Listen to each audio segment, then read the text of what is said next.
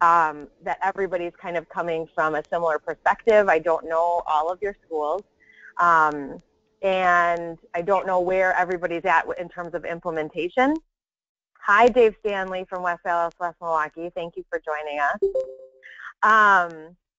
So, like I said, I would love to open it up for a dialogue, but I know sometimes with audio that gets tricky. So if you do have a question, you can type it into the chat box, or at least for right now while I'm talking. And then, Steph, what's the best way for them to kind of say that they want to talk? If everyone could mute themselves, then when they want to talk, they can just unmute. That would work out very well. Beautiful. So on your end, mute yourself. You can see that little green microphone on your screen, on your control panel, and that will mute you if you are on your computer, or if you, I call in by my phone, so I always mute myself just on my phone, and then people can't hear me and I have control over that. So we'll try and do that for now, and if you have questions, please do not worry about just interrupting me and saying, Emily, I've got a question. Okay, we're getting.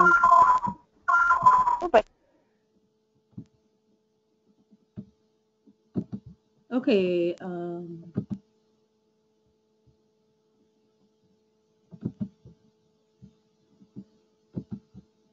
Go ahead, Emily. Are you there?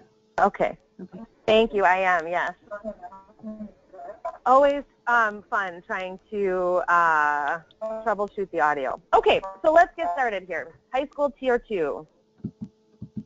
I guess, I mean, I would love to know first and foremost what's on everybody's mind today. Like, hearing from you, what are you coming today with in terms of questions or even strengths in your implementation that you think you're doing really well.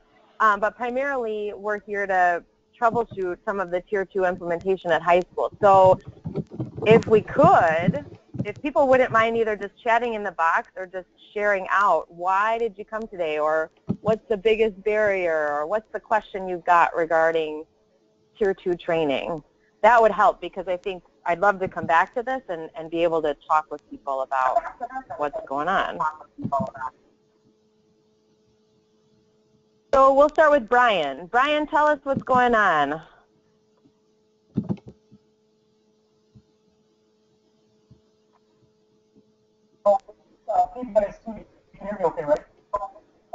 Brian might be doing something. Okay, Dave Stanley, how are you?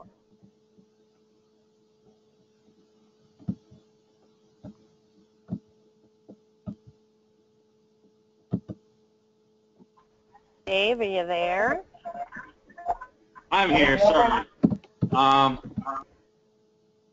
Unmuting myself. What do we got going on? At the alternative high school, yeah. as I've kind of stated before when talking with various people, a lot of that, the tier 2 there is almost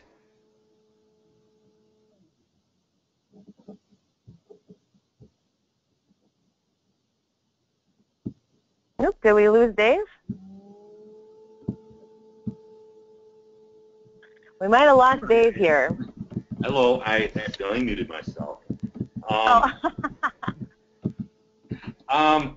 At my the two comprehensive high schools that I work with, one of the schools, the check-in, check-out, obviously the buy-in piece is limited. So one of the schools actually put the check-in, check-out progress running report on their iPads, so they don't have to carry the piece of paper, and the teachers have access to it, and they just, every kid has their own little, I don't know if you want to call it the QR code or whatever, but the monitoring is done through the iPads, so the kids don't have to worry about remembering the piece of paper or whatnot, and the data is right there, and it goes right to the team. And when they check out, the checkout person can pull that right up at the end of the day to do that. The SAG groups, they're implementing some mindfulness groups that's having some good impact as far as students using those techniques when they're starting to get angry. That's one of the issues that they're having as well, is students would get worked up and then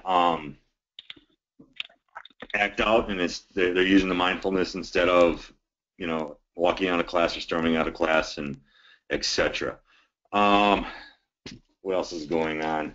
The other high school, mindfulness is one of the things we're doing through our school transformation grant. So that's one of those things that's in all of our schools, not just high schools, but our elementaries and middle as well. Let's see here. Yeah, I think. That's good. Thank you, Dave. Yeah. That's perfect. So can I just ask a clarifying question? With your check-in, check-out, you mentioned that buy-in was limited. With the students, the staff, both? With the students, the students didn't want to be seen carrying the progress report. Okay. That's why they went the route of using the iPads and the QR codes. I believe it's a QR code or whatever, but they're tracking via the iPads. Okay. At my alternative high school, they do more. Some of the students there are more. They'll buy into it a little bit more, but it's also kind of hit and miss with that.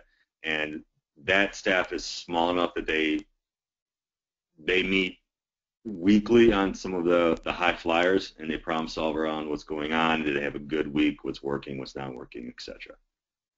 Okay. Thank you. That's helpful, because I wasn't sure if it was. I know sometimes with check-in, check-out at the high school level, it can be hard to grab the staff buy-in to even try it. So that's true as well. But from my conversations, it was on the student end that they were trying to address through the iPad. Okay. All right. Well, I'm just going to go down the list now. Debbie. Debbie, what's going on at your high school? What are you hoping to get out of today, or what questions do you have? Well, we have an intervention enrichment period every day, 30 minutes, and I don't feel that it's being utilized to its full potential. I think it does a lot of good for a lot of kids, but we could be using it better. So I would just like to, I guess, hear what other schools are doing and get some ideas on how we can best meet the needs of those kids that need that Tier 2 intervention. Okay. And are those, is that 30-minute enrichment period, is that kind of for academics and social, emotional, behavioral type things too? Is it kind of anything, like, do you have permission or, approval to be able to use that for behavioral needs? I don't know that we have really used it for behavioral needs. I don't know that that's been really a necessity. We give teachers freedom to offer what they wish. We expect that they're going to do at least 2 interventions and that they would be requesting students to come in. Sorry, can you hear our announcement? Yes, that's okay. But it could be used that way. It really has a wide range of opportunities. Okay. We use a program called FlexiSchedule. I don't know if anybody's familiar with that. And it works pretty well. The FlexiSchedule? Yes. Yep. Okay. Cool. Thank you. Hey, Deidre, would you mind sharing out? Sure. So I'm the external coach for 5 schools, and 1 is a high school, and we're not really to Tier 2 at the high school yet, but I wanted to join today so I could kind of see what other high schools are struggling with, or some solutions that they've come up with, so that when we're to that point where we are implementing Tier 2, I've got some ideas. Awesome. Thank you, Deidre. And Debbie, would you mind just speaking to the FlexiSchedule just for a second so that we can clarify that for people? Sure. It's a software package. Is it CISA? Is it CISA 7? No, it's not CISA 7. CISA 6 maybe has developed. And so all the students are put in there, and then we go on a 4-day schedule. So on Mondays, students report to homeroom during that intervention time, and then they sign up for what they're going to have for the rest of the week. So teachers put in the FlexiSketch program what they're going to be offering, and then students can either sign up or they can be requested by teachers to attend that session. So then we get a schedule. Every kid has a schedule then for the rest of the week. It's a 4-day schedule. Yeah. So it's a way to kind of organize your enrichment interventions, because it's almost like you said, kind of like a data system that sorts everybody out, and you can kind of keep track of what people are doing, correct? Exactly, yes. Okay. Yeah, I just recently heard about this from another high school in our area that was using it. So, and I'm in the southeast region, kind of down by Milwaukee. So thank you for clarifying. You're welcome. Who else? Yeah, absolutely. Julie, would you mind sharing out? Sure, no problem. And we use FlexiSketch also. We just started this year, and we've had pretty good success with it as well. Okay. Kind of where we're at with our high school, we've been doing PBIS for a while, and we had a really strong universal level, and then we had developed actually a pretty strong team. But what has happened recently, we've had huge staff turnover in the last few years, so there are very few of us that truly understand PBIS that have gone through that initial training, so our universal has really fallen apart. So our Tier 2 has been struggling because I feel that we're almost better at Tier 2 now than we are at Tier 1, which doesn't work. So that's where we're at as a school. But commenting, probably our biggest issue with Tier 2 is agreeing to the first person who spoke. Our check-in, check-out buy-in, specifically students, we are having the same concerns. The kids don't want to do the sheets. They will check in with staff more than they will have the sheets, but then we don't have any progress monitoring, if that makes sense, other than like what we're getting from the teacher's conversation with the student. And also the other thing that we're struggling with is that kind of a quick turnaround with our SAG groups. We have about 2,000 students, and for instance, right now we're doing a group kind of on coping skills, but we've offered 2 of them so far this school year. So when you're looking at like the recommended 72 hours or of turnaround when a kid is like referred and gets some kind of intervention, that's not happening. Okay.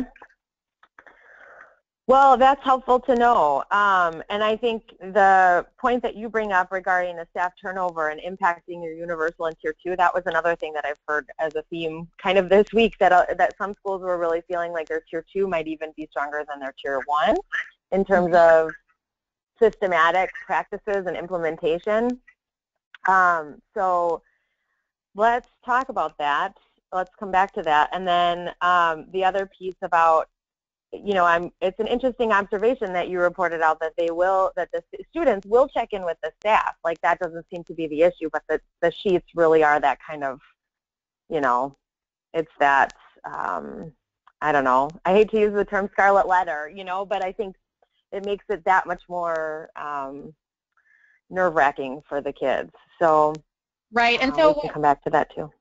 Right, and so what we tried to do, because we talked about doing something electronic, but then it's almost more on the teachers, and our teachers said we just really, even though it's like a minute at the end of the class period, we're also answering lots of, that just didn't work for the teachers. So what we were doing was we just took the sheets out of it, and we were just doing that they had to check in with their teacher every morning, their assigned person, and then the teacher was kind of making like a subjective sort of thought about how things were going, and we use Alpine as our data system, and so we were tracking it that way. But it's really hard when you're supposed to kind of come together with your PBIS team and share data about what's effective and not effective, and we really don't have data per se when we don't have the sheets. Right, that is a lot harder. I think, yeah, I mean, I'm glad to hear that you've tried a couple of different ways. You know, that's helpful because what may work at your school may not have worked at Dave's high school, or I mean, it really does come down to what data system you have, what staff are willing to do in the building. So I'm excited to hear that you've at least tried some different ways of getting some of that staff feedback, even if it's not as systematic as you would like it to be, or it's not the greatest data for progress monitoring, but so kudos to you for that, for keeping at it. Yeah, so we'll come back to that piece too, that progress, how do we really progress monitor these if, you know, like at the elementary level, we've got these daily progress reports, piece of paper, it's just not as easy at the high school. Mm-hmm. Maggie from Madison. How you doing, Maggie?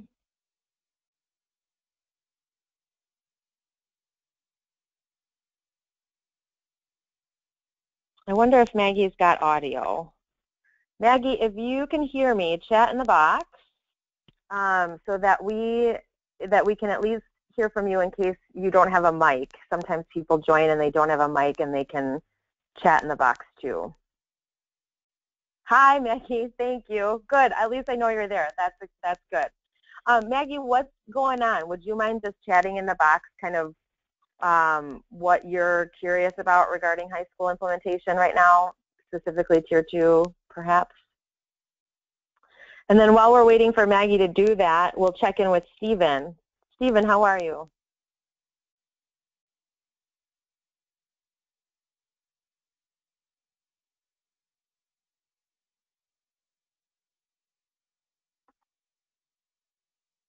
Stephen, if you're around too, would you mind just unmuting yourself, or if you don't have a mic, chat in the box, kind of what's going on at your high school and what you're curious about today.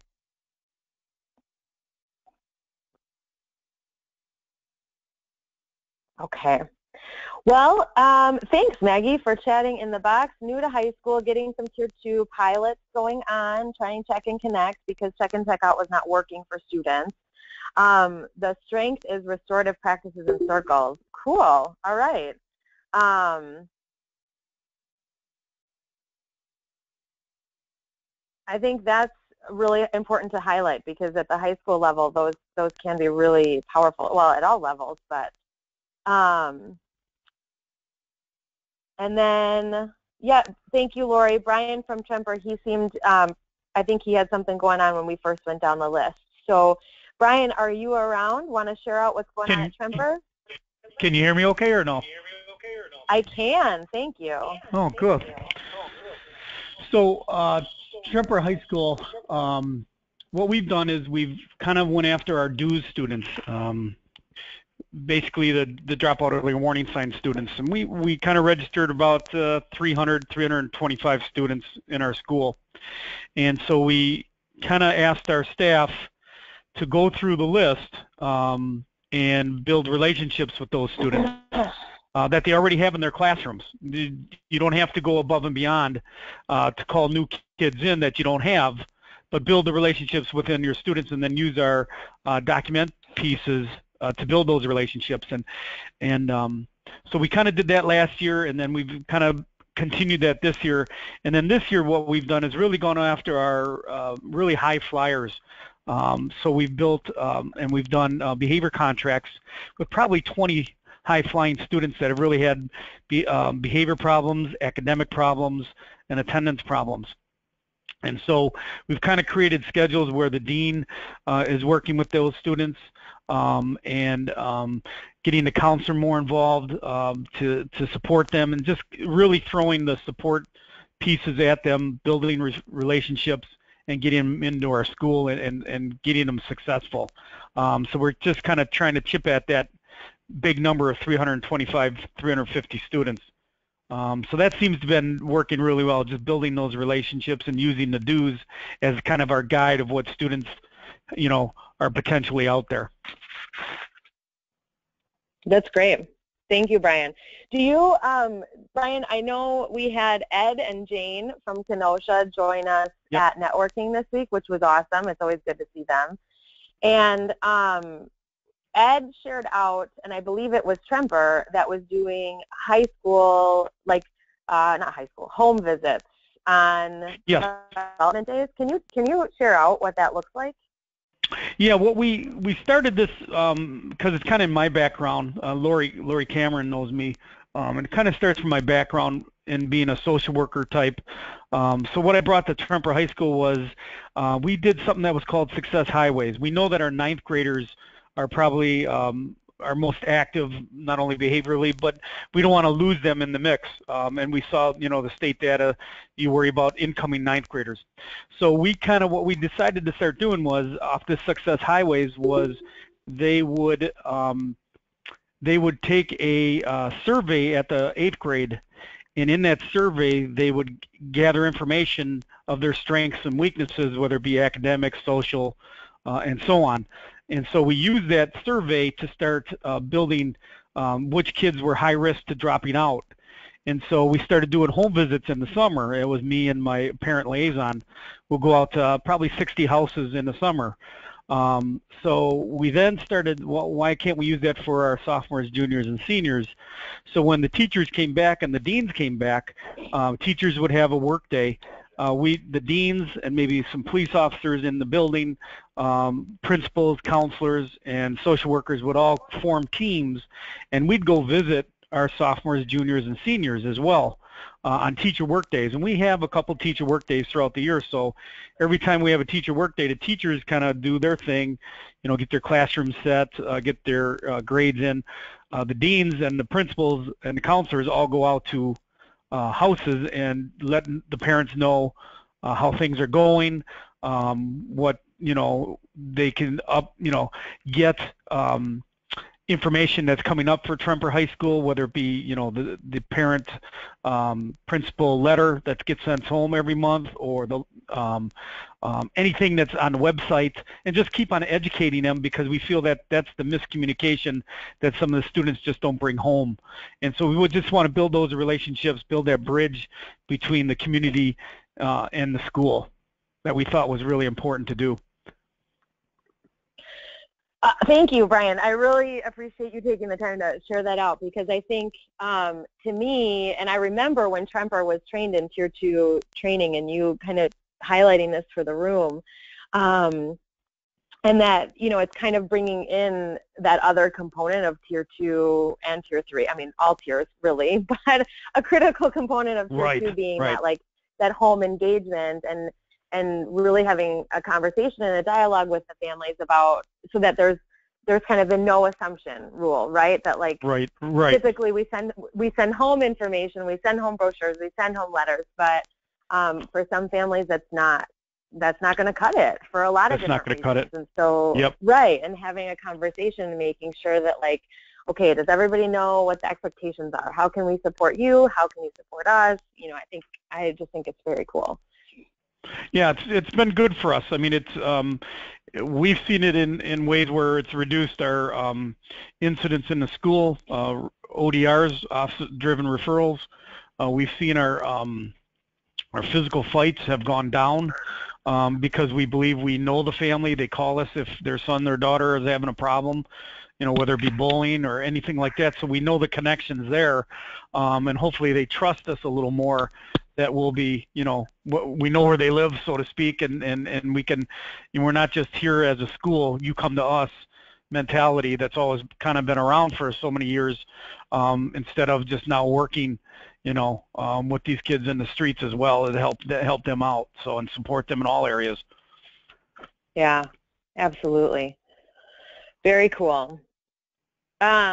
Well, I think that, thank you everyone for sharing out. I think that this is kind of an interesting mix of some great strengths that are going on in the schools, and some challenges, which I think, are some pretty common challenges, that check in, check out, how to progress monitor, how to effectively provide that feedback regularly, systematically, and having that quick turnaround. I'm glad that, I think it was Julie maybe that shared that out, that is really critical with Tier 2. If we're waiting, a couple of months plus, how are we effectively serving that need that's coming up? So I mean, this is great.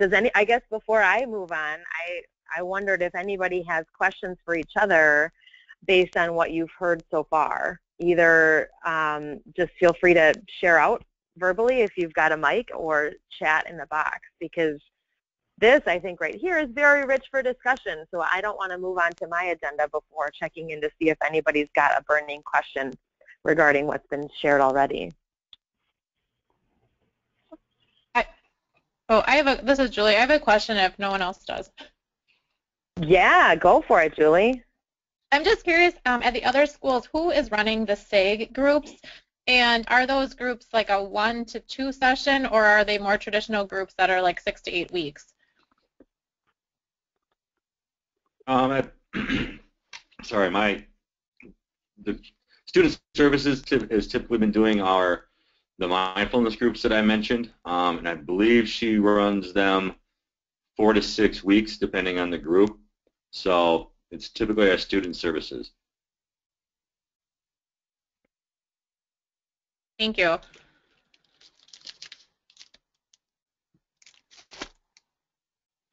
Does anybody else have social academic instructional groups going on in their school?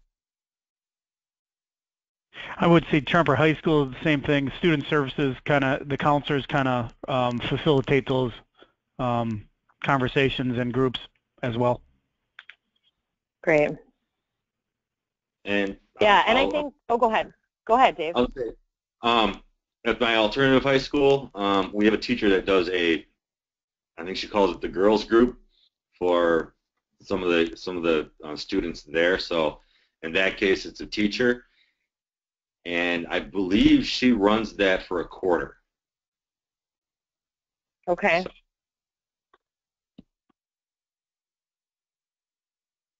I think at the high school, I mean, and correct me if I'm wrong, but to me what I see happening in terms of implementation is that sometimes in the high school we are a little bit more locked down by the calendar year, so to speak, because you do have the quarters or trimesters or that big semester mark. And so interventions are kind of going anywhere from, I mean, as we just see, like the range of 4 to 6 weeks to 1 quarter. Sometimes academic seminar is running for a semester, especially if people are getting credit for it, and that's how it's running. So I think that basic to complex social academic instruction is lying on a pretty broad continuum. There's the shorter needs, smaller needs that might be met with just a few sessions, few meetups, and then there's like the more complex skill building that kids might need that might go on a little bit longer. Is that what, are people kind of seeing that, or is it pretty locked into we only have this one type of group, or? This is Julie from Fond du Lac. I do think at the high school we tend to be, just because of time and the students' schedules, we kind of have to choose 1 or 2 groups that we focus on each school year, and we kind of go with a topic, which doesn't necessarily always speak to what the student's specific behavior referral was. And I also think at the high school level, the kids, we deal with a lot of just motivation and disengagement, and so that's so complex that it's not like sometimes with elementary, I think there's a specific behavior that you're tackling, versus here it's school avoidance, class avoidance, a lot of anger. I know, it's very complex, it feels. Right. Yeah, like a lot of those needs that you're trying to kind of reduce the risk, like if we think about Tier 2 as reducing future risk or reducing further harm, even that becomes pretty complex. Like you said, like the motivation and engagement issues, it's not just like using the hallway appropriately. It's kind of a big deal. Emilie, yeah, exactly. excuse me, Brian added that he worries that staff changeover, as mentioned, is a concern for the consistency as well. Yeah, so so staff turnover, I guess, what have people done to kind of help mitigate that for the staff, for the adults? Has anybody tried to plug those holes, or you know, done some, offered some in-house training, or gone to some opportunities to help build that team's skills? I can speak for Tremper. We do the in-house, and then we get them training. I know we'll send them to anything PBIS Tier 1 inside the district, or if it's got to be through CISA, we do that as well. I know it's kind of stabilized a little bit in the last couple of years because of all that's happened, where, you know, we'd have a whole team get, because of their, you know, if they're young, we'd lose younger teachers because of the cuts and things like that. But it's kind of stabilized the last 2 years. But you can also see some staff, because their classroom loads and all the things that they're doing within our school, they do get run down or tired. So you can see some of them kind of dropping to the side and asking to kind of just slow down on the group, because to me, PBIS is really very important for the school and a big hitter, you know what I mean? It's something that we use every day. We're going through what we call a March Madness right now, kind of aligning with the college basketball. We do it with our hallways and teachers, and we ask the businesses in the district to bring us stuff to support the teachers, so gift certificates, restaurant certificates, anything that they can give us that we can give to our staff to stay positive. But trying to just keep them engaged in what we're trying to do with videos and all that stuff, it can sometimes be a lot, besides they got to teach and do all the things they do. So but we try to keep it as best as possible. Keep, you know, we do try to keep our Tier 1 team bigger than our Tier 2 team. So I don't know if that works or not, but our Tier 2 team is 6 staff, whereas Tier 1 is like 13 to 15 staff. Okay. Julie, would you mind unmuting and sharing your comment verbally?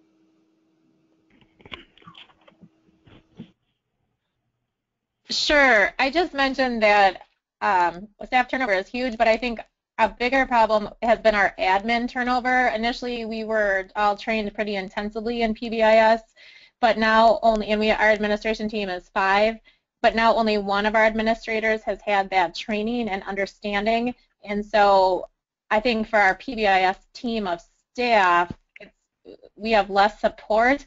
And not because they're not supportive of PBIS, but I don't think they understand that PBIS is a daily thing, like the last caller just talked about. It's now like this event that happens, and that's not PBIS. Yeah, so Julie, so it's like kind of coming to an agreement with the admin, with the staff, that PBIS, Tier 1, Tier 2, whatever, this is just the way we do business versus like an event or a, you know, an incentive system, collecting data. It's kind of how we do things. Right. Even we had changed our behavior classroom management, and so every teacher has the matrix in their classroom specific for their classroom or their department. And I don't even think that as a whole our building understands that that is a piece of PBIS, and all of that ties together with what we're doing at Tier 2. Now I feel like it's all these separate things, and we're missing that, like how this all plays together, and if we're lacking in one area, it's going to affect things down the chain. Yeah.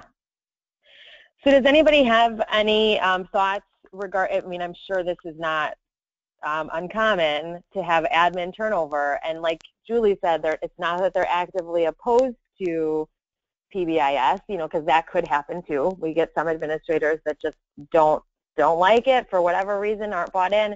Well, that's not the issue. It's just they don't quite understand that philosophy behind it, that full picture. So has anybody done anything with their principals or administration kind of past the initial training phase now that we're several years in for many of you?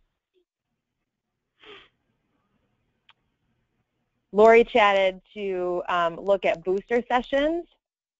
Yeah, that is one thing we are doing. We're noticing this is a common theme statewide in every region of our state, that between staff turnover and admin turnover, so many of the original teams for both Tier 1 and Tier 2 are not the same, right? Just like Julie said, you know, like they're not opposed to it, but nobody at this point has that kind of historical knowledge or that understanding of where does this all come from, that this is a systems approach to behavior.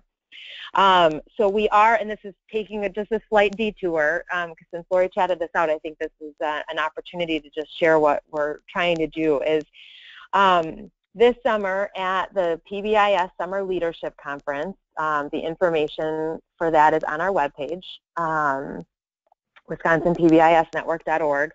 We have the two-day conference, which is a Tuesday and Wednesday in August, but that Monday is going to be a pre-conference, and we're going to have a Tier 1 booster pre-conference and a Tier 2 booster so that people can send their administrators and potentially some people from their teams to get that broader understanding of PBIS.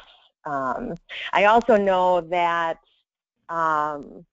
within our region, we're planning boosters for the calendar for next year, same thing, and I know other regions are looking at that as well. So that could be something. It's much more formal. I'm wondering if other people have done some things in-house that have maybe built people's skill in this area, staff members or admin.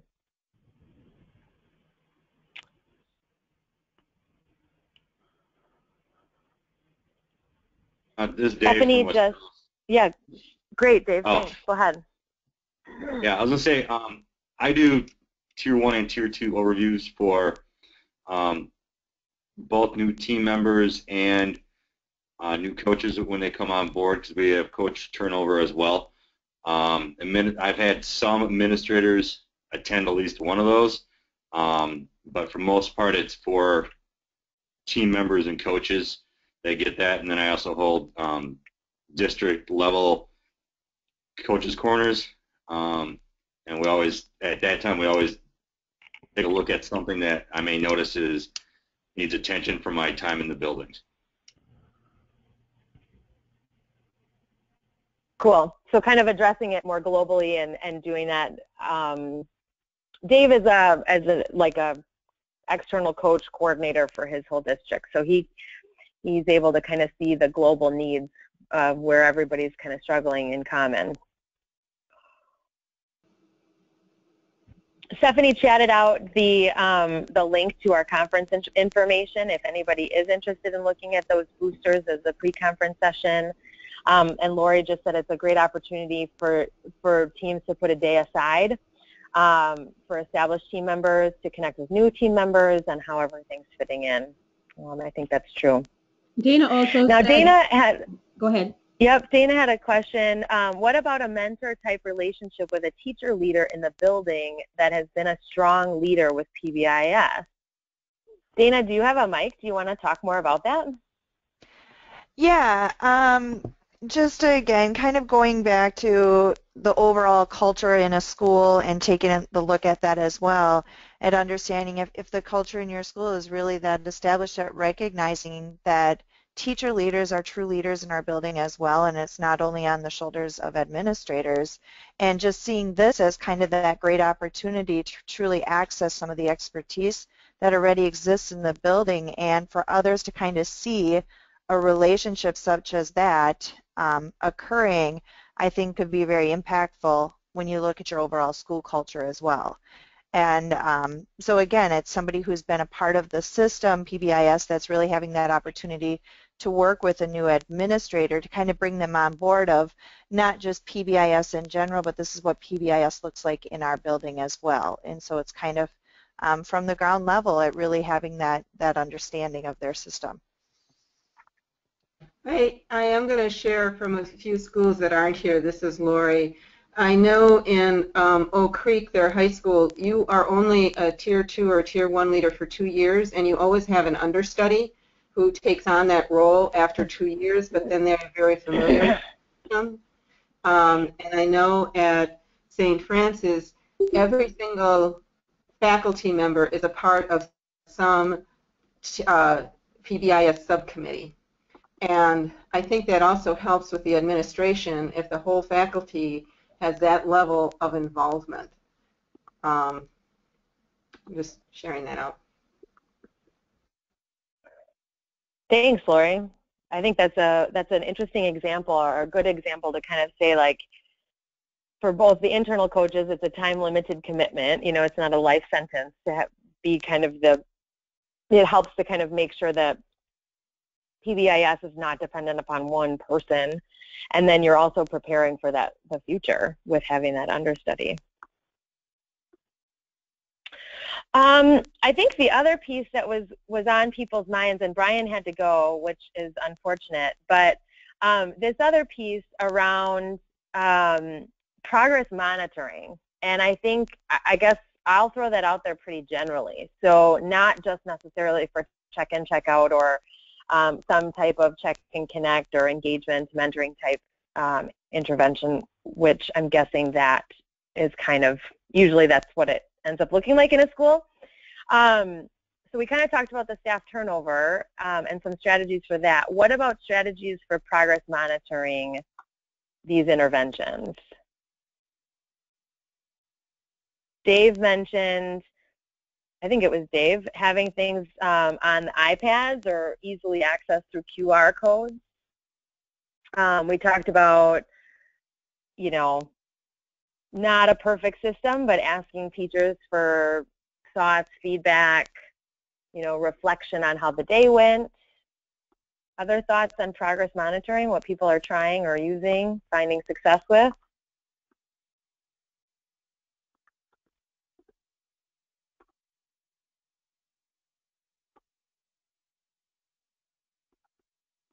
Everybody's struggling? Nobody's got an idea about progress monitoring, huh? Emilie, I heard someone say, I think it was a person from Temper, a reduction in office discipline referrals or fights.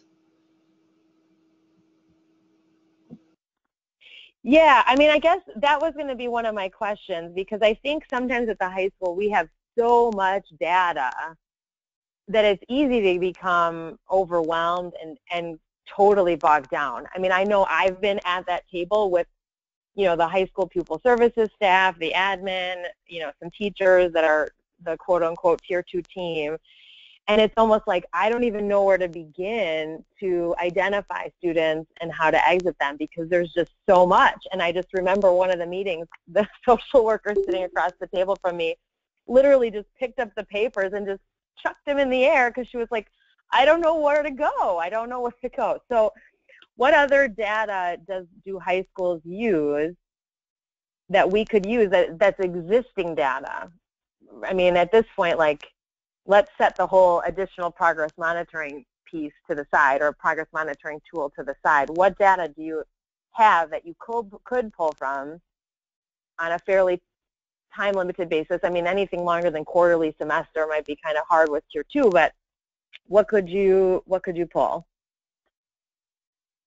I think, this is Julie from Fond du Lac. One of the things that I struggle with just fundamentally when you look at like PBIS as a system, and then I think about our jobs in the high school and trying to use data that's readily available, is the elementary schools, I think.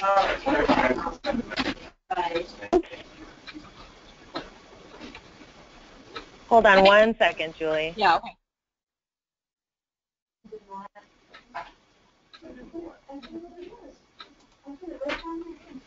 I did. No, we're not going to know who he is. Hey, Steph, I think, there we go. Perfect. Thank you. All right, Julie, go for it.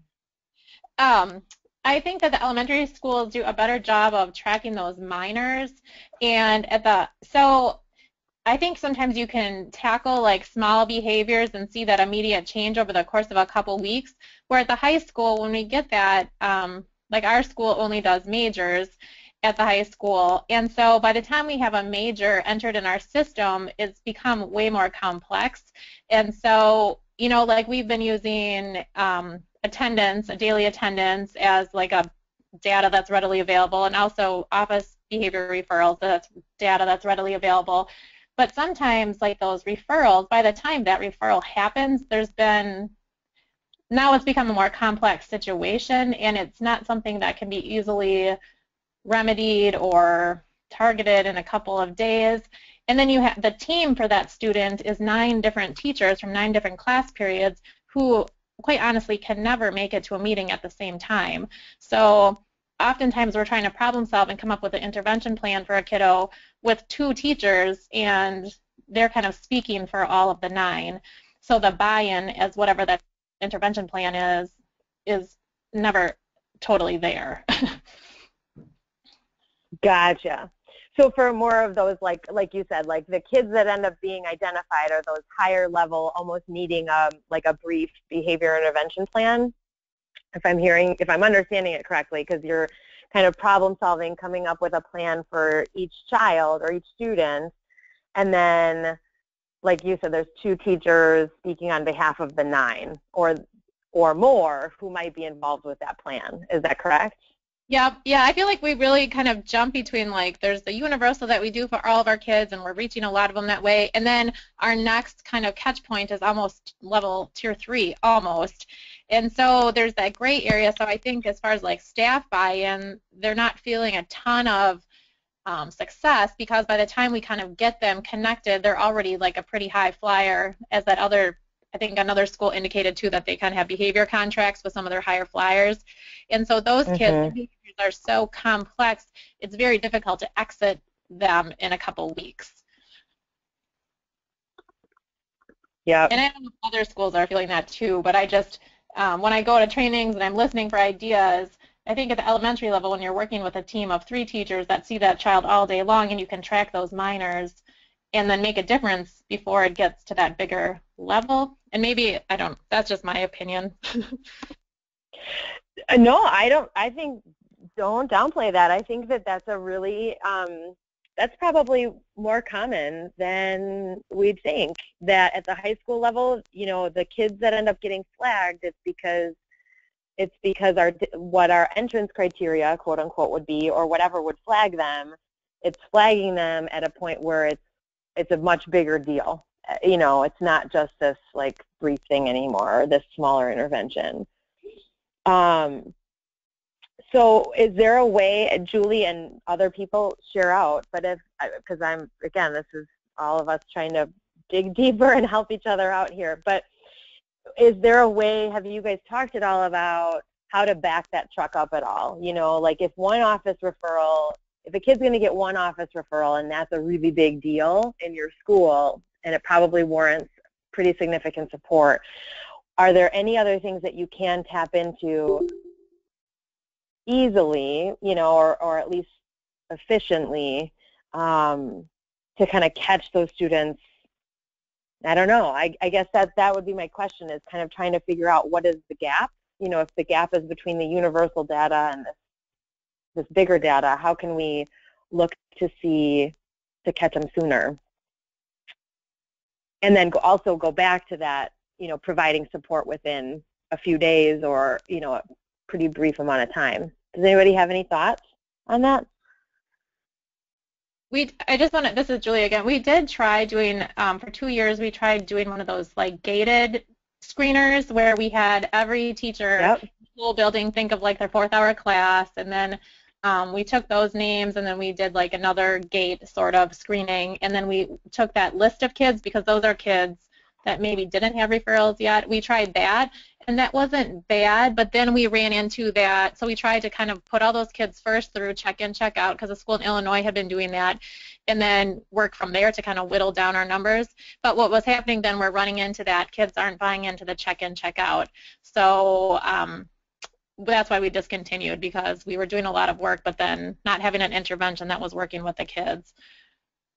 Gotcha. And so how were the students identified? Because I think that maybe it was a promising practice that needed some tweaks. So how were the students identified through that gated screening process or through your screening process?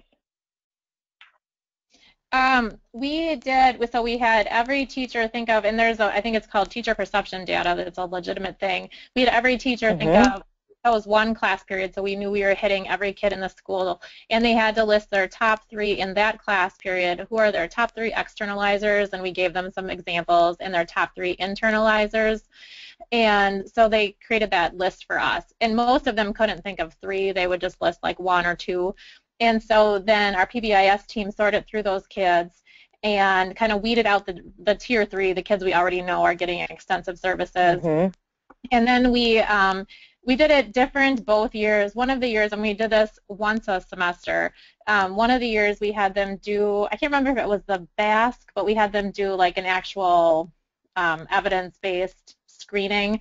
That I can't remember, we had the students or the teachers, it's been a few years now, fill that out for the kids that were on that list. And then if they also had indicated concerns on there, then that's how they would be added to our list. So they kind of had the double screening. And then the other year we just did the, we took that list of kids and compared it to data we had available. So their office discipline referrals and then also like counselor nurse visits. And so we looked at that, and if they also had popped up on that radar over the last like 1 or 2 months, then that's how that was like the double skate, and then that's how we got our list. Okay. Yeah. Well, that sounds really, I mean, I'm impressed that you guys got that far and you even tried it. That's fantastic. And I think, you know, where was I going to go with that? With that screening process. I think that is, at the high school level, becomes really critical. I know Brian had to leave, but they use dues. And I know we're getting on to 9:30, so if you have to go, I totally get it. I don't want to take up too much time, but I do want to say really quickly, you know, catching those students at varying levels, like you talked about, you know, Brian, I think, mentioned doing those home visits, which they called Success Highways with 9th graders, and then they kind of expanded it from there at the multiple grade levels. Using the dues to identify students early on, you know, kind of, and dues is essentially just a way to flag kids early on. You know, what's their middle school data saying, and what can we do about it in 9th grade, or, you know, so that we can prevent that future dropout, which is the goal, right? So I think, I mean, it sounds like you guys had an interesting process, and it might just be the support needed to be tweaked in terms of, you know, providing a relationship versus the strict check in, check out. I don't know. I would love to have a conversation with you more, and I know some of your technical assistance coordinators are on the call too, Rachel Salatis and Liz Paczynski. But I think that at the high school, to me, seems to be a really promising way to go to identify those students earlier on, because like you said, Julie, in the middle of the year, when things get rolling, it is harder to catch them earlier on and have that team meeting and provide those systemic, you know, lower level supports. So that's really, I mean, I don't know, I'm kind of excited about this. I would love to talk with you more about it. And Lori said, what about using that process to select students for academic seminar? Beautiful. Thank you, Lori, for sharing that out. You know, Julie, I don't know if you guys are looking at academic seminar or if you've tried that, but that could be a potential process as well. You know, rather than going, you know, Rachel always uses this great example in training or, you know, kind of, what is it called?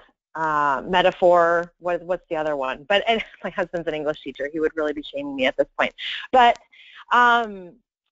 you know, if you've only got 100 pennies to spend with Tier 2 supports, because you can't do everything all at once, and we certainly can't, you know, it could, especially at the high school, we could really drive ourselves crazy. And so with those 100 pennies, how could you potentially spend those to catch those kids early on? Is it going to be through the screening process and then plugging them into academic seminar with maybe a component of check in, check out to increase that engagement and increase those skills? You know, is it going to be that we're going to put our pennies into these home visits because we feel like that will have a really good bang for our buck in terms of harm reduction and potentially preventing future problems or dropouts. So think about how you're going to spend your pennies, I guess, at this point, since it is 9:32 and I don't want to take too much time. Julie asks, is there academic seminar or semester class focusing on school engagement? So yeah, academic seminar, you can download the handbook. It's the Behavior Education Program Handbook, I believe is the official term, which you can download and read. It's lots of fun summer reading. It's pretty extensive, but very easy to read, and it has a lot of specifics in terms of implementation.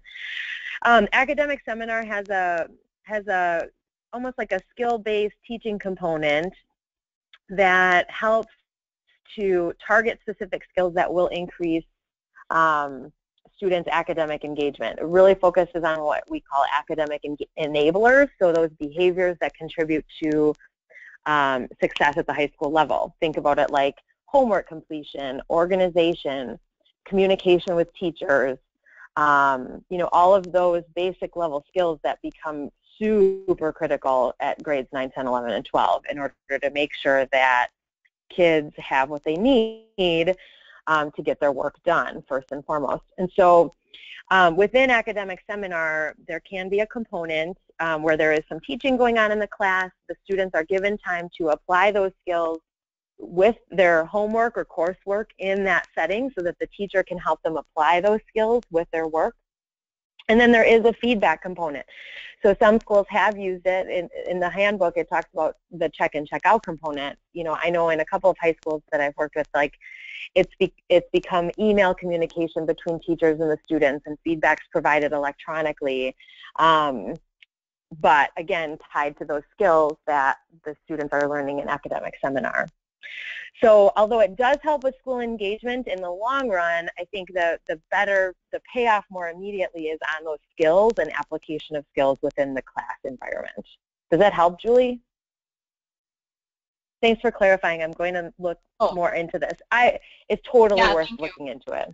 Yeah, totally worth looking into. It is a little bit more in terms of getting it started up because it's not just like, hey, let's try this 6 to 8 week intervention. You know, but you can, the materials will definitely give you food for thought in terms of the skills at Tier 2 that we're trying to target. And sorry about my dog. She apparently thinks something very exciting is happening. So hopefully that'll give you some good food for thought. Everybody else, I know it's 9:35.